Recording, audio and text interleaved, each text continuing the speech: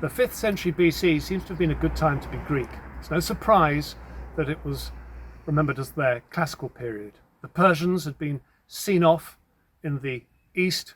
To the north, the Etruscans by the combined navies of Cumae and Syracuse, and here in the west in Sicily, the Carthaginians had also been defeated. And over the next few decades, some glorious temples are built throughout the Greek world celebrating this success.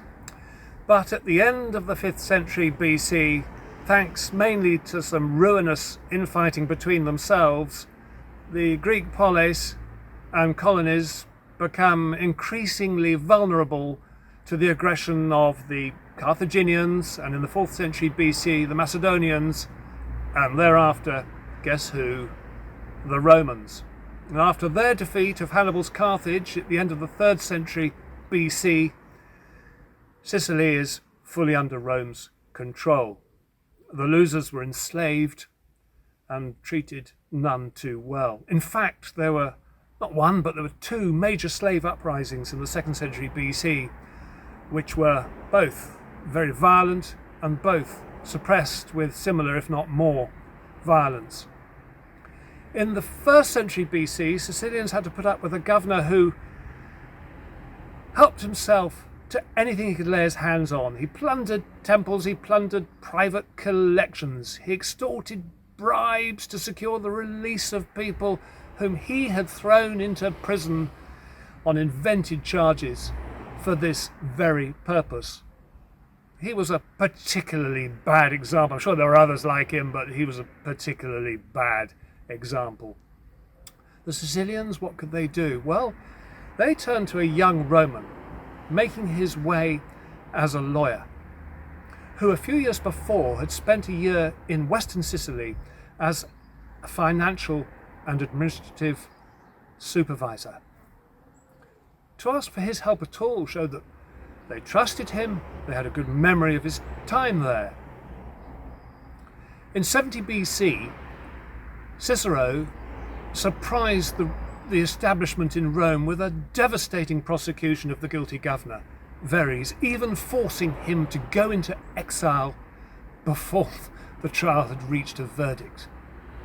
It marked the beginning of the lawyer's illustrious career. For the Sicilians, how much of their valuables were recovered, it's difficult to say. But over the next few hundred years, the island would remain an important part of Rome's empire, a major contributor of food, of fruit, of crops. The Greek colonies were coastal settlements, but during our trip we did manage to visit Sicily's interior. I don't think these goats belonged to Polyphemus, or if they did, he wasn't at home. But when goats come down Mount Etna, you know something's about to happen, and the goats know before the scientists. It's not difficult to fall in love with Sicily, and we certainly did.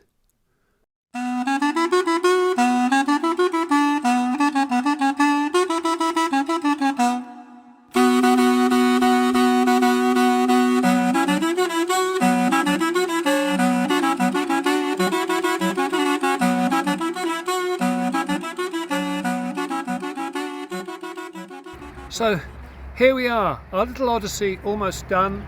We're driving through over under the Alps at the moment. We took a boat from Sicily, 24 hours from Sicily to Genova, and we're on our way.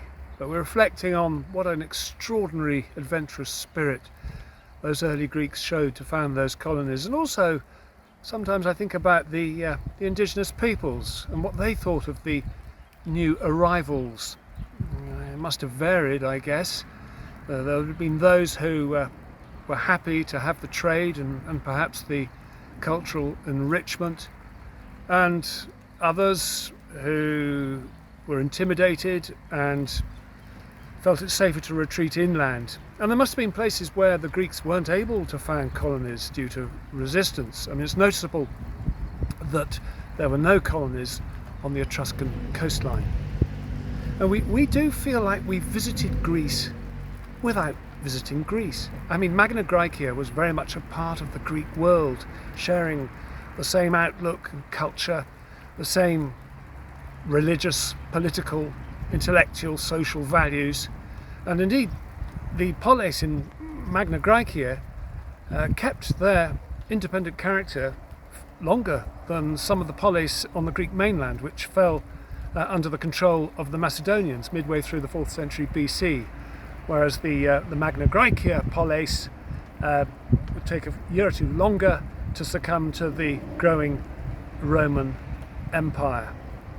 There have been colonies that we haven't shown you and personalities who we haven't mentioned. I mean, we might put in a word for Epicharmos, the philosopher and comic playwright, whom Socrates is said to have paired with Homer, no less, calling Homer the master of tragedy and Epicharmos the master of comedy.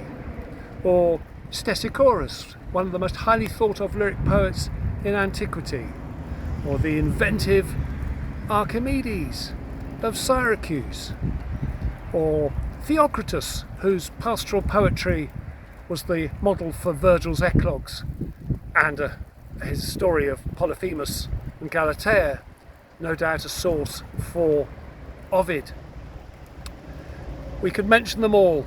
We should perhaps, but we can't. We're on our way, and maybe we'll have a chance to come back another time. Who knows?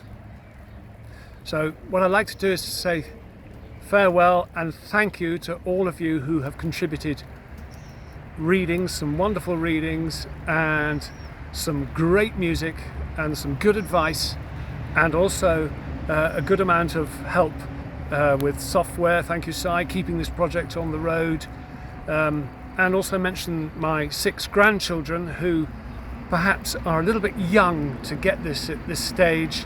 Their ages are only 6, 5, 4, 3, 2 and 1. And I understand that they've watched 1 or 2 of the vids and lasted maybe 15 or 20 seconds before turning to their mum or dad and saying, "Where's Nana?" Well guys, I've kept the best till last. Here she is, singing in Greek in the little theatre in Elia.